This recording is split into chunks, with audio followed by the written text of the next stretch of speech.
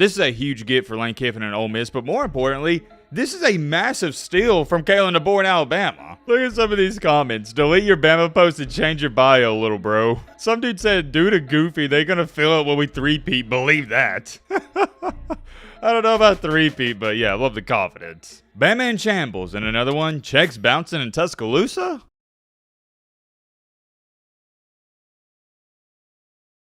Woo!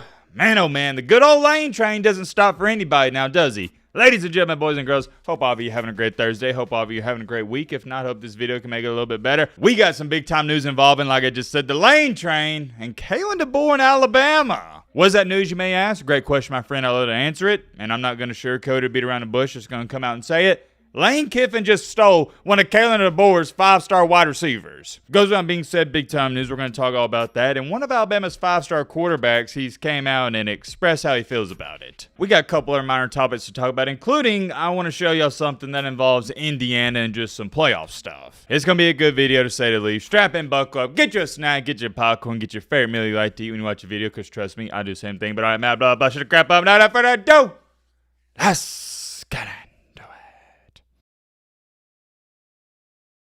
All right, first things first, as we all know, the playoff rankings came out, and they're insanely controversial. I think they're terrible. Y'all know how I feel about them, so I'm not going to talk about that too much. However, what I am here to talk about is this tweet I stumbled across, and I think it's one of the best ones out there. And actually, I'm going to show you two tweets, so these kind of go hand in hand, but here's the first. This is from Brad Crawford. Shout out to him. I didn't even know this. Indiana has not only just 0 wins over top 25 teams, they have 0 wins over bowl-eligible teams. Why does that matter? Because almost every other single team that's in the playoff has at least a couple. Don't get me wrong. Like I said, I will continue to say this. I think Indiana is a really good football team.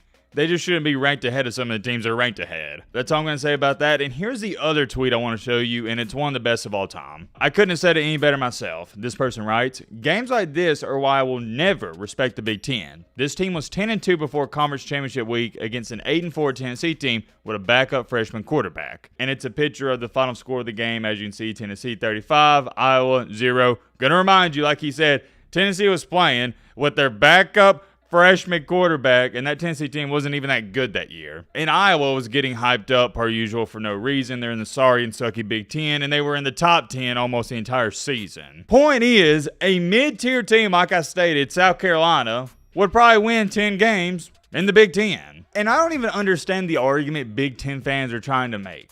You suck. The conference as a whole sucks. If you can't see that or understand it, you just don't know what you're talking about. Every single year, the Big Ten's awful outside of a few really good teams. This year, you have a great team in Oregon, a really good team in Ohio State, and I think Indiana's really good as well. And Penn State, don't even get me started. Y'all know how I feel about Penn State, okay? I'm going to leave it at that before I go on a rant and tangent. That conference is doo-doo cheeks, and I promise you this, Ole Miss would absolutely curb stomp Indiana and Penn State if they play tomorrow. And I'm not arguing with Big Ten fans. This isn't an open conversation. This isn't a debate. I'm telling you right now, the conference sucks. I've been saying it for years. My tone on them has never changed. The conference is an absolute joke. The fact this Iowa team that got blown out by a mid-tier Tennessee team made it to the conference championship, it should tell you all you need to know about the Big Ten. Didn't want to speak on that, but moving along here to the main topic, the main encore, the main reason you clicked onto this video. What's going on with Ole Miss and Alabama? Long story short, Alabama had a 5-star wide receiver committed to them that goes by the name of Cunningham. He is a prestigious recruit. I mean, he's got 5 stars for a reason. He's really good at the game of football. Well, after Ole Miss's recent victory over Georgia, guess what happened? And you probably know where I'm going with this.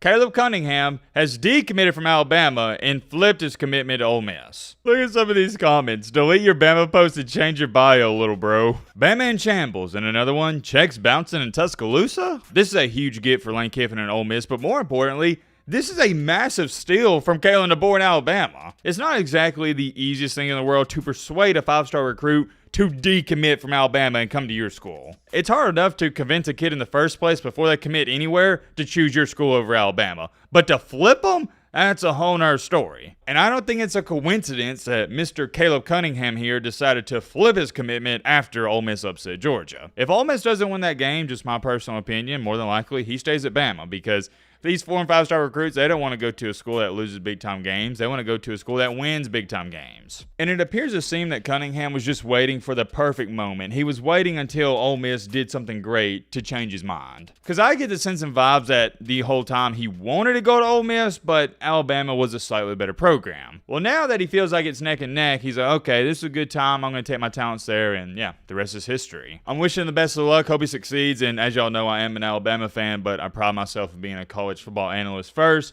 But if you want the Alabama fan in me to come out and speak about this, I've said before, I'm going to say it again, I don't care about recruiting. When I say I don't care about recruiting, we may talk about it a little bit here on the channel like this, but I'm saying I don't get too worked up if a kid leaves my favorite team. I could care less. Go wherever you want to go. I'm not one of these fans that throws a temper tantrum when a kid coming out of high school either decommits from my school or transfers away or anything like that. Wishing all these young men the best of luck. As a Bama fan, of course, I'd love to get every single top recruit, but that just doesn't happen. I say all that to say this. Other Bama fans, let's just say they don't have the same perspective as your boy Matt. One guy writes in the comments, how are you losing 5 stars to Ole Effin Miss? Oh, this is an interesting one. Without a proven passing game after Milroe, then who would want to come to Bama right now? And that's a pretty good point. Maybe this 5-star wide receiver sitting here going, dang, man, we may not be passing a lot, and if we're not passing a lot, I'm not going to get the ball a lot, so let me go to a school where I know I'm going to get the ball a lot.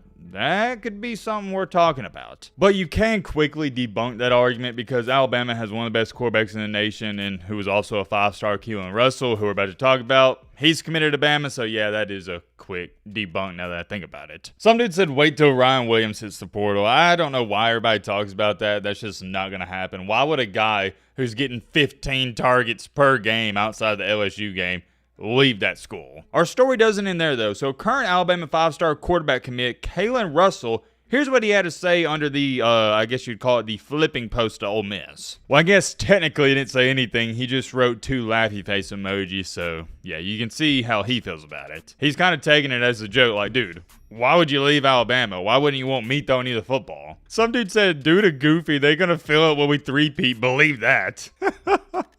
I don't know about 3-peat, but yeah, I love the confidence. And I've seen a lot of comments of people talking about what's the point of commitment anymore? These high school recruits change their minds every other day and blah, blah, blah, blah. And yeah, that's a good point. I could be mistaken, but I'm pretty sure Caleb Cunningham stated he was yeah, he did. He is the recruit that said, I'm 1,000% committed to Alabama. I'm going to keep it a Fortnite V-Buck with y'all. If you take what these high school 4 and 5-star recruits say seriously when they say, oh, I'm 1,000% committed, I'm locked in, and you take their commit 100% serious, that's on you. And it's the reason why I don't keep up with high school recruitment too much, because I don't even believe a kid's firmly going to go to a school till he signs with them. And even at that, there's ways they can break it. Until that kid is on campus, I'm not even treating him as like, oh, he's a part of the team. And I'm not blaming these young men because it's your recruitment process. If you want to change your mind 10,000 times, you have the right to do so. I remember being 16, 17, 18 years old. I changed my mind every other day. Getting all that out the way, do I think this was the best decision for Caleb Cunningham when it comes to on-the-field success?